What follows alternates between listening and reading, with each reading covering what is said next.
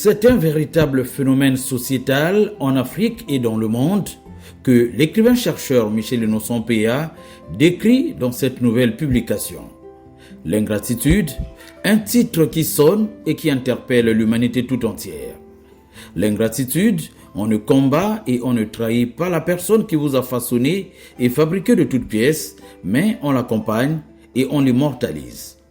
L'impatience, l'ingratitude, l'aigreur, le manque de bon sens, l'infidélité, la perversité, l'hypocrisie, la trahison, la traîtrise, l'opportunisme, la jalousie, l'insatisfaction et le manque de loyauté, voilà des mots et des antivaleurs qui, selon Michel Innocent Péa, conduisent à la destruction de soi, des peuples, des sociétés, des organisations, des États, des continents et du monde.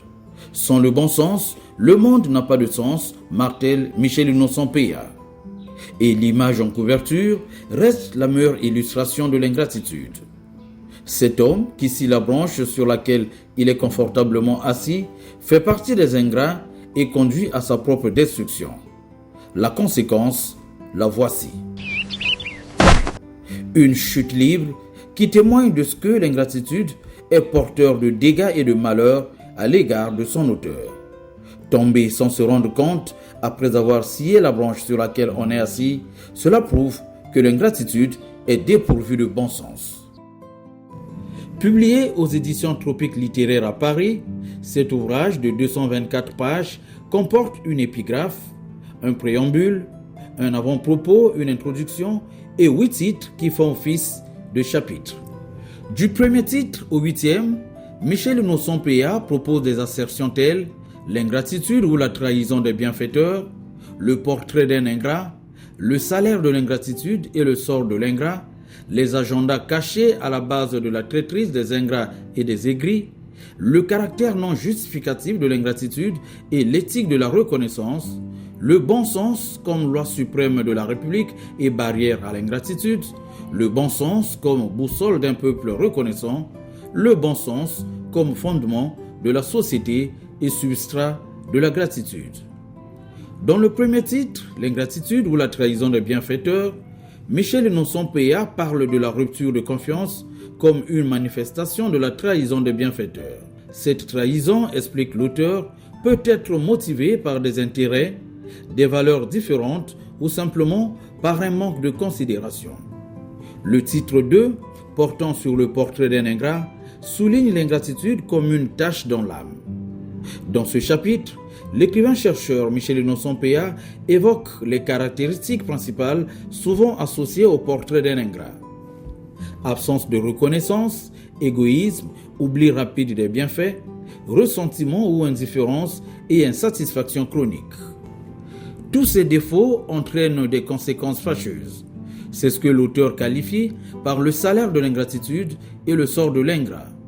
Ce troisième titre relève le prix à payer pour un comportement ingrat.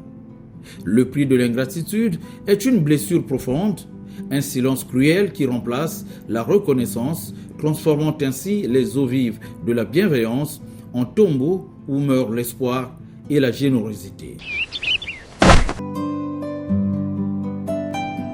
Le quatrième titre intitulé « Les agendas cachés à la base de la traîtrise des ingrats et des aigris » explique les manifestations possibles des agendas cachés d'un ingrat.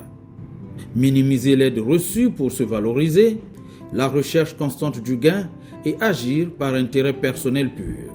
Le caractère non justificatif de l'ingratitude et l'éthique de la reconnaissance, c'est le 5e titre de cette publication. Dans cette rubrique, Michel Innocent Péa s'est appesanti sur les blessures psychologiques causées par l'ingratitude, à savoir le rejet, l'humiliation, l'abandon, la baisse de l'estime de soi, l'angoisse, la colère et l'isolement social. 6e titre de l'ouvrage, le bon sens comme loi suprême de la République et barrière à l'ingratitude.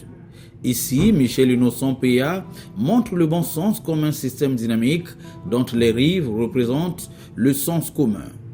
Le bon sens, c'est aussi un cadre de référence, un système normatif à partir duquel il est possible de raisonner.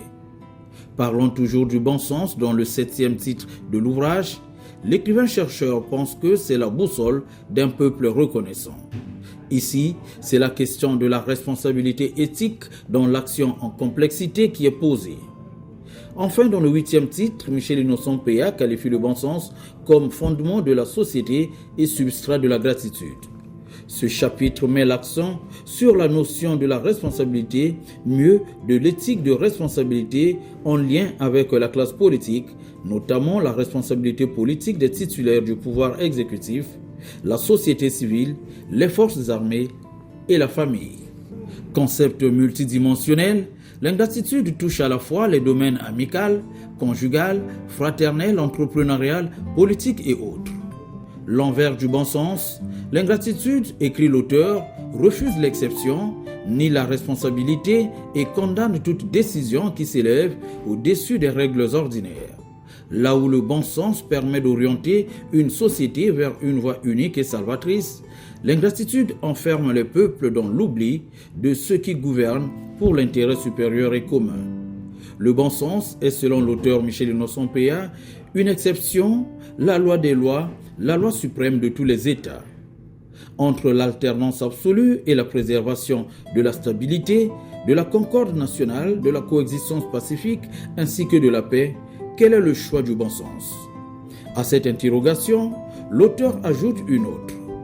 Entre respect strict et rigide de la Constitution et la primauté du dialogue politique, voire la promotion de la stabilité politico-institutionnelle, quel est le choix du bon sens?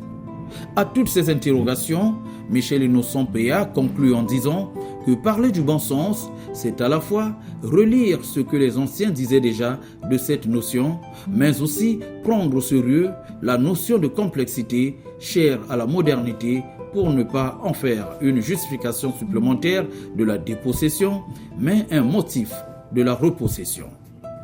C'est dans cette optique que Michel Innocent Péa rappelle une formule bien connue de tous. Il vaut mieux vivre avec le diable que l'on connaît, avec qui l'on cohabite et survit, que de s'abandonner à un prétendu porteur de bonheur que l'on ne connaît pas. Par cette maxime, l'écrivain-chercheur Michel Innocent Péa attire l'attention des communautés sur les changements irréfléchis et sans repère. À travers cet ouvrage, Michel Innocent Péa lance ainsi la révolution du bon sens, tout en s'interrogeant sur où s'arrête donc le bon sens dans la complexité de l'existence humaine. Enfin, explique l'auteur, ce livre n'a pas pour but de juger, mais plutôt d'explorer les jardins de la psychologie, les champs de la sociologie et les sentiers de la philosophie afin de débusquer les mécanismes de l'ingratitude, un fléau qualifié par l'auteur comme le poison invisible. L'ingratitude, ce livre vient ainsi agrandir la bibliographie déjà très riche et variée de l'écrivain-chercheur Michel Innocent Péa.